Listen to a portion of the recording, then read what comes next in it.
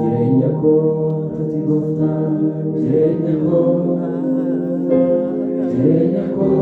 tati Yesuus jireenya koo tati gooftaa jireenya koo tati Yesuus jireenya koo harka keessa lamaan sana waaqayyoon bal'isan fayyina koo tati gooftaa fayyina koo tati Yesuus fayyina koo tati gooftaa fayyina koo tati Yesuus fayyina koo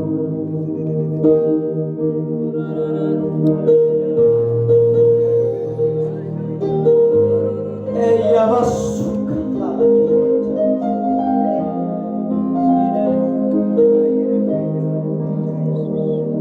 anati garjet imma ko dursite qofa kee tinaaf dulte qofa kee namoosifte utuu aatinaan dhufne utuu aatinaan duune du'atu regatee koo si dafee gidduu galee qajeelchee malee seenaa koo utuu aatinaan dhufne utuu aatinaan duune du'atu regatee koo si dafee gidduu galee qajeelchee malee seenaa koo jireenya koo tati gooftaa jireenya koo tati Yesuus jireenya koo tati gooftaa jireenya koo tati Yesuus jireenya koo harka keessa lamaan isaa gara waaqayyoo torban isaa fayyina koo tati gooftaa fayyina koo tati Yesuus fayyina koo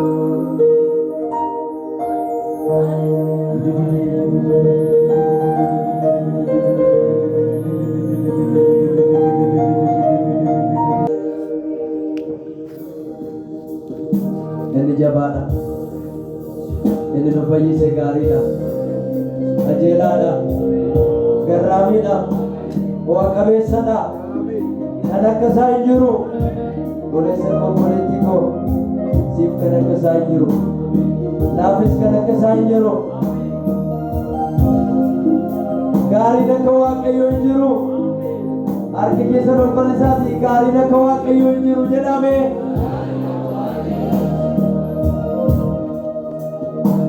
jireenya koo tati gooftaa jireenya koo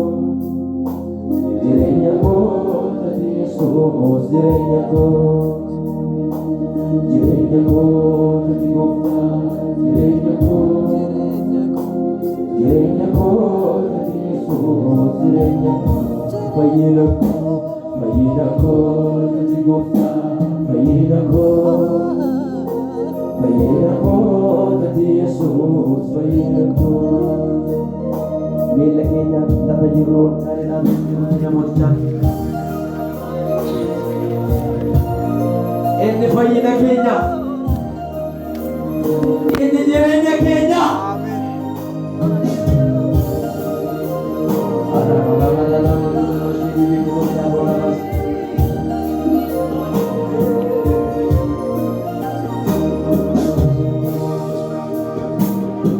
jechoota du'aa itti jaalalli kee isa jeenaan du'aa itti jaalalli kee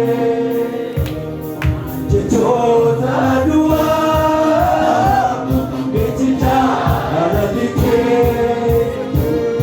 isa jeenaan du'aa itti jaalalli kee Yesuus waqti kee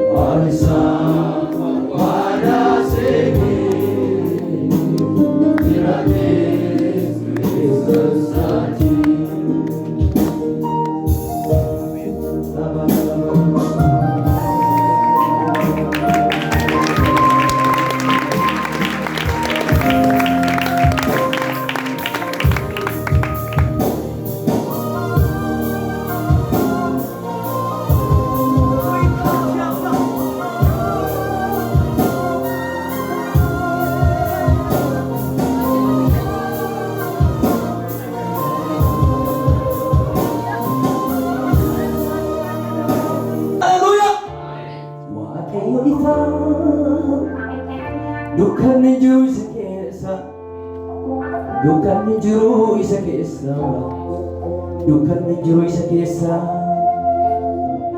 Karaa ilma isaa anaaf kennee hafuura isaa buufata jira na keessa, isatu jiraata na keessa. Qooda koo dhiphatee yaaduu koo hurgufeera, du'a koo hambiseera. Mucaa sana godheera, manni koo galgala isa biraa natti meera. Sichi dukkanaa'u bari'eera,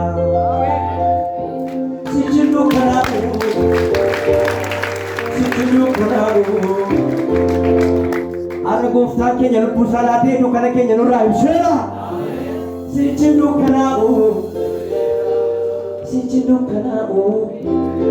Bari'eera jedhame sichi dukkanaa'u, sichi dukkanaa'u, nutti dukkanaa'u, sitti dukkanaa'u. Hallelujah! Gadi jennee sibsabaa keenya, galata keenya, ilmi keenya, shubbisa keenya mootichaaf.